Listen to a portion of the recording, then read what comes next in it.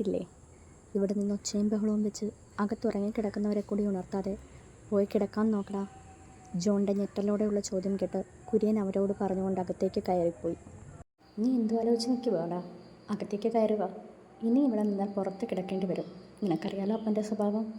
വാ പൊളിച്ചു നിൽക്കുന്ന ജോണിനെ നോക്കി ക്രിസ്റ്റി പറഞ്ഞു. അല്ലടാ, എന്നാലും അകത്തുള്ള പെണ്ണാരായിരിക്കും? ജോൺ ആലോചനയോടെ ചോദിച്ചു. സ്റ്റെല്ല മോള്, അല്ലെങ്കിൽ ക്ലാര, അല്ലാതെ വേറെ ആരാ? ക്രിസ്റ്റി നിസ്സാരമട്ടിൽ പറഞ്ഞുകൊണ്ട് അകത്തേക്ക് കയറി. അത് ശരിയാ, നിന്റെ അപ്പൻ്റെ സ്വഭാവത്തിന് പെണ്ണ് കൊണ്ടൊരു പൂച്ച പോലും ഈ വീട്ടിൽ നിൽക്കില്ല. ക്രിസ്റ്റിക്ക് പിന്നാലെ കയറവേ ജോൺ പറഞ്ഞു. എൻ്റെ അപ്പൻ നിൻ്റെ കൊച്ചാപ്പനും കൂടിയാണ്, ക്രിസ്റ്റി ജോണിനോട് പറഞ്ഞു. ആ, അതുകൊണ്ടാണ് നിന്നെ ചുമന്നുകൊണ്ട് നടക്കുന്നവൻ്റെ തെറി ഞാൻ കേൾക്കുന്നത്, ജോൺ ക്രിസ്റ്റിയോട് പറഞ്ഞു.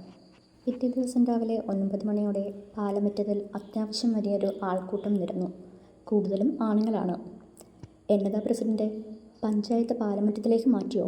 കൂട്ടത്തിൽ ഖദർ ധരിച്ച ഒരാളോട് കുര്യൻ ചോദിച്ചു.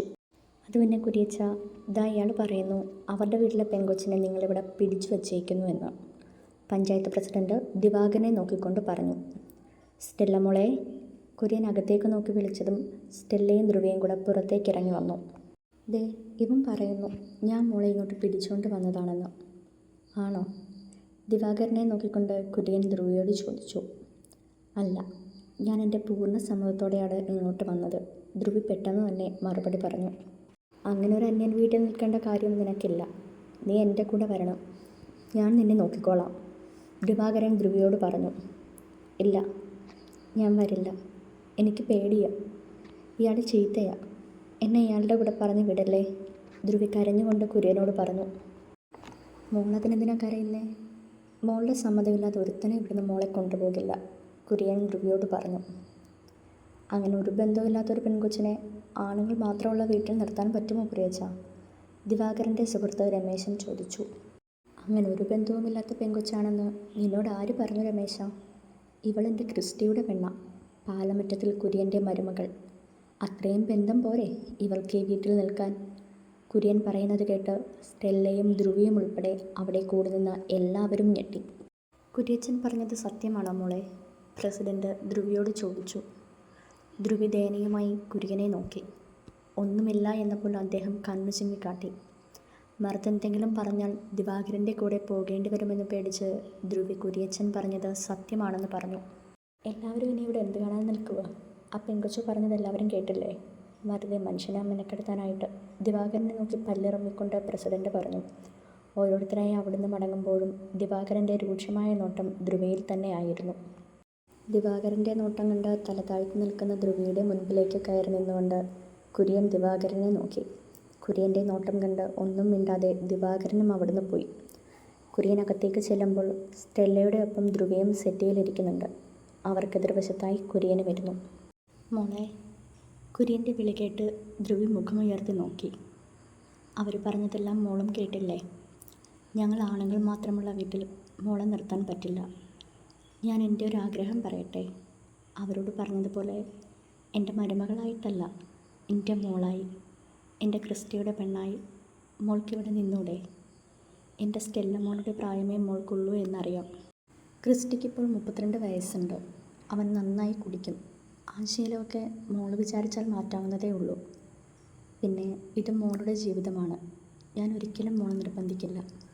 തീരുമാനം എന്തായാലും അത് മോളുടേതാണ്. ഞാൻ പറഞ്ഞു എന്ന് കരുതി മോൾ പെട്ടെന്നൊരു തീരുമാനം പറയണ്ട.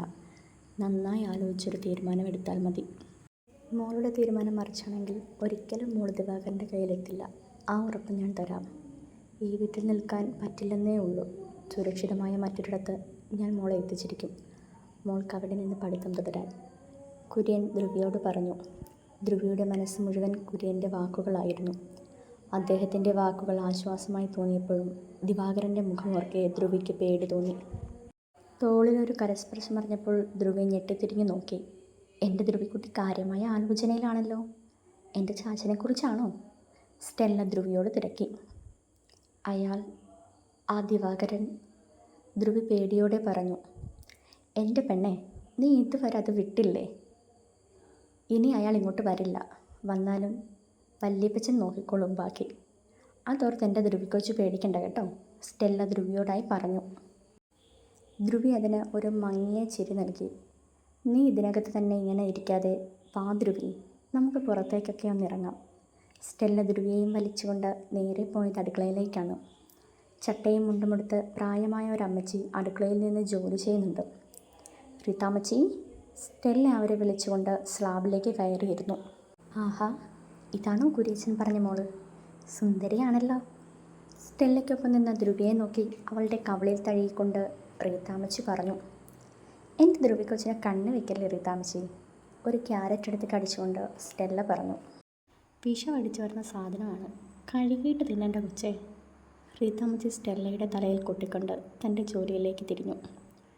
ഞാൻ ചെയ്യാം. പച്ചക്കറി അരിഞ്ഞുകൊണ്ടിരിക്കുന്ന റീത്താമ്മച്ചിയെ നോക്കിക്കൊണ്ട് ധ്രുവി പറഞ്ഞു. വേണ്ട മോളെ, കുര്യച്ചൻ എങ്ങനെ കണ്ടാൽ എന്നെ വഴക്ക് പറയും, അവർ സ്നേഹത്തോടെ ധ്രുവിയോട് പറഞ്ഞു. വല്യപ്പച്ചൻ ഇപ്പോഴൊന്നും ഇങ്ങോട്ട് വരില്ല, ധ്രുവി ചെയ്യട്ടെ റീത്താമ്മച്ചി, സ്റ്റെല്ല പറഞ്ഞു. നിമിഷ നേരം കൊണ്ട് തന്നെ തീയലും മീൻകറിയും മീൻ പൊരിച്ചതും ബീൻസ് തോരനും ധ്രുവി റെഡിയാക്കിയിരുന്നു. അടുക്കള ക്ലീൻ ചെയ്യാൻ നിന്ന ധ്രുവിയെ റീത്താമ്മച്ചി അതിന് സമ്മതിക്കാതെ പറഞ്ഞു വിട്ടു.